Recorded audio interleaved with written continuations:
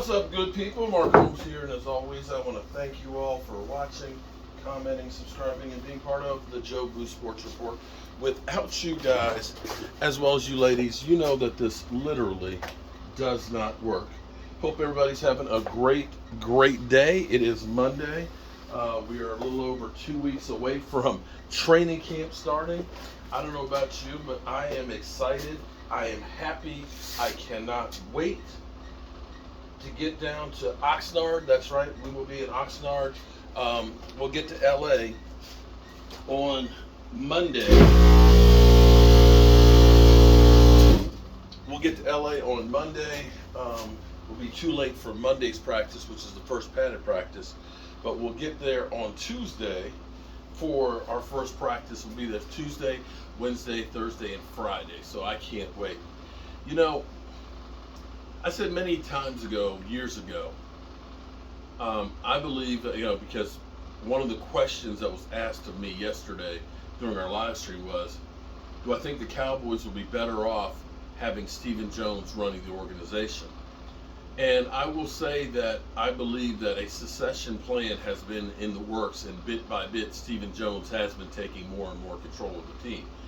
One of the things that Stephen Jones said earlier in the year, when asked about when Jerry's gone and the kids take over, one of the things he said was, we'll probably take less chances without Jerry. And you know that Stephen Jones is the guy who, of course, is known as Catboy because he's not spending money on free agents. And what I said about Stephen Jones and the Cowboys was, for years, Jerry Jones has always been, the maverick, the guy, he's going to, when it comes to press conferences, everybody listens because Jerry's going to give you a great quote. Most of the time, Jerry's off over here and everything else, and I've described it as, like if you've gone to a dog race and they have the electronic bunny, and he jumps out and all the dogs go chasing after him. Well, that's Jerry Jones. And I've said that, Jerry Jones is off there saying the quotes and stuff that gets everybody all excited and stuff. But it's Stephen Jones who was actually doing the work. And the thing about Stephen Jones, and I will go back to Dez Bryant. When I said that the Cowboys were going to get rid of Dez Bryant, people said, no. Jerry Jones, he loves Dez. Jerry Jones has said, he's part of the family and stuff. But I remember when Stephen Jones was talking about Dez Bryant, he would get this stone cold look on his face, and he basically said, well, we'll have discussions about, Dez Bryant and things and how he fits. And that's the same thing that they said about Amari Cooper this year as well. Because, see, Stephen Jones doesn't bullshit you. Stephen Jones says exactly what he means. When he said that I don't see us signing big name or name free agents, because as he put it, big name free agents usually are overpaid and don't pan out the way that you want. He didn't lie to us. One thing you could say about Stephen Jones is he didn't lie. He didn't bullshit you. He didn't baffle you with bullshit. He told you exactly what he was going to do, and that's exactly what he's done. Not signing any big name free agents. Going to be careful with the money. As he puts it, you can spend a whole bunch of money, but it doesn't mean that you're going to win. He literally put and said, it's hard to believe, that what the Rams are doing with signing all these players isn't the right way to build a team. But I have to argue with Stephen Jones because I look at their results versus yours. I hate to say it, Rams have had better results than you have. Just saying. So it is what it is, and in some regards, I will say this much.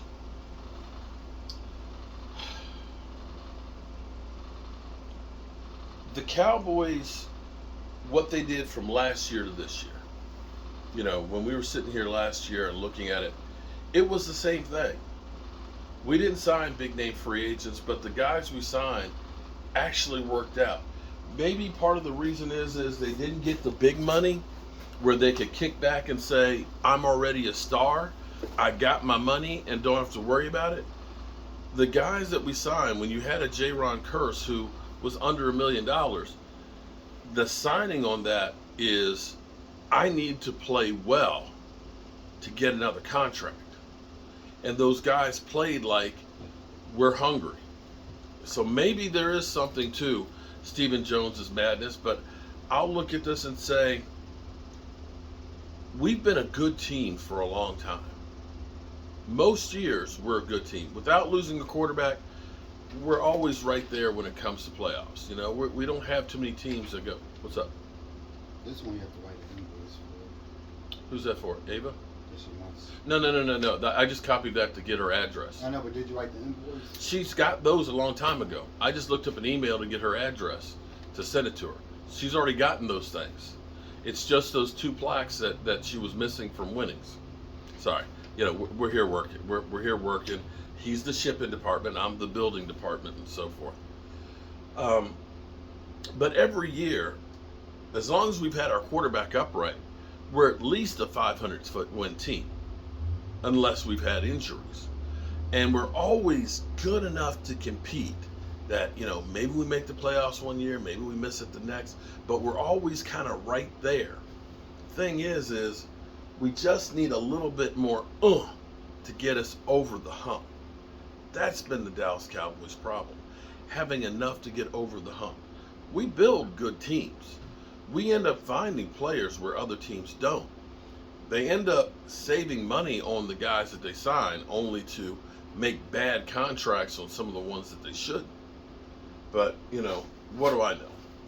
I'm here covered with dirt and dust and grime and everything else. You know, I'm not the Dallas Cowboys or any football organization, you know, that pretend and trying to pretend that I know what's best. It's easy to be a Monday morning quarterback to point out the mistakes that people make. It's a lot harder to being the one that actually has to make the calls on whether or not you're going to sign this guy and that guy. Like I said, it's easy to be a Monday morning quarterback. I